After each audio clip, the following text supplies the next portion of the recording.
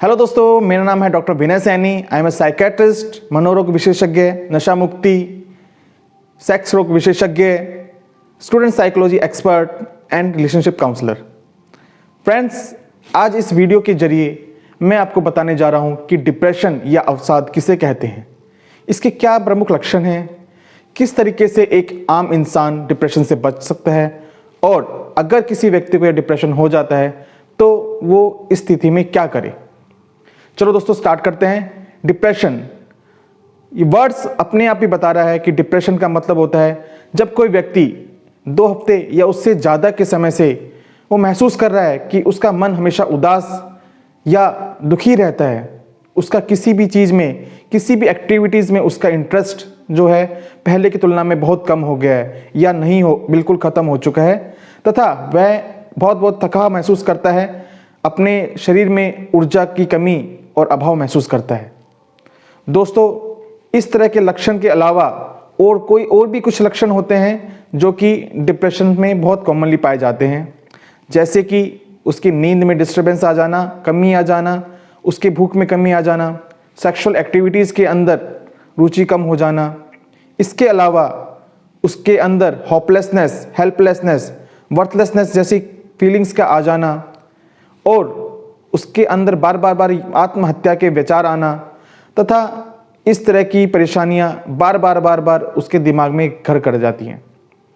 तो ऐसे व्यक्ति को डिप्रेशन के सिम्टम्स हो सकते हैं और आगे चलकर उसके लिए बहुत ही परेशानी का सबब बन सकते हैं। दोस्तों, डिप्रेशन से बचने के लिए हमें क्या करना चाहिए? तो सबसे पहले ज़रूरी है हमारी एक नियमित दिनचर्या का होना। जी हाँ, जिस तरीके से एक नियमित दिनचर्या हमें रूटीन में रखती है, उसी तरीके से यह हमें डिप्रेशन से भी बचाती है।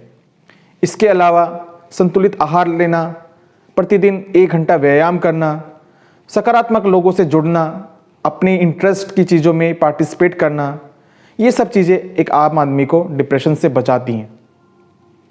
तो क्या जो व्यक्ति इन चीज़ों से जुड़ा रहता है वो कभी डिप्रेशन का शिकार नहीं होता?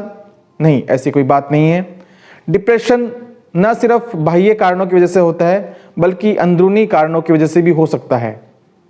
साइंस पाती है कि बहुत से न्यूरो हार्मोन्स जो हमारे मन, मस्तिष्क, फीलिंग्स, इमोशंस को रेगुलेट करते हैं, जब उनका बैलेंस डिस्टर्ब हो जाता है तब डिप्रेशन की भावना हमारे दिमाग में आ जाती है। तो ऐसी स्थिति में क्या करना चाहिए? दोस्तों, कई बार ऐसा होता है कि इस तरह के लोग अपनी भावनाओं, अपनी फीलिंग्स को किसी से शेयर नहीं करते हैं, वो समाज से कट जाते हैं, सोसाइटी से कट जाते हैं, तथा उनको यह भय भी रहता है कि अगर वो साइकेट्रिस्ट से कंसल्ट करेंगे तो लोग उन्हें साइकेट्रिक पेशेंट या पागल पेशेंट कहेंगे। दोस्तों, आपको ये जानने की ज़रूरत है कि साइकेट्रिक के अंदर सिर्फ साइकेट्रिक पेशेंट्स जो पूरी तरीके से अपनी मानसिक संतुलन खो बैठे हैं, उनके अलावा बहुत से ऐसे पेशेंट्स होते हैं जिनको एक साइकेट्रिक ट्रीटमेंट की ज़रूरत होती है, जैसे कि depression, anxiety disorder, sexual disorder, sleep disorders और बच्चों की बिहेवियरल डिसऑर्डर्स। इसलिए अगर कोई भी व्यक्ति इस तरह की समस्या से ग्रसित है, पीड़ित है, तो उसको एक मनोविशेषज्ञ की सलाह की बहुत ज़रूरत है।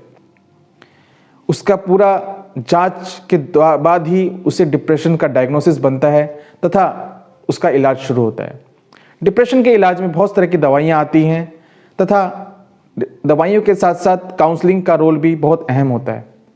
इसलिए दोस्तों, अगर आपको लगता है कि कोई आपके आसपास इस तरह की समस्याओं से ग्रसित है, पीड़ित है, तो आप उसे तुरंत निकटतम मनोरोग विशेषज्ञ के पास ले जाएं तथा उसका पूरा इलाज कराएं, ताकि वह दोबारा से नॉर्मल होकर अपनी दिनचर्या को शुरू कर सके। धन्यवाद।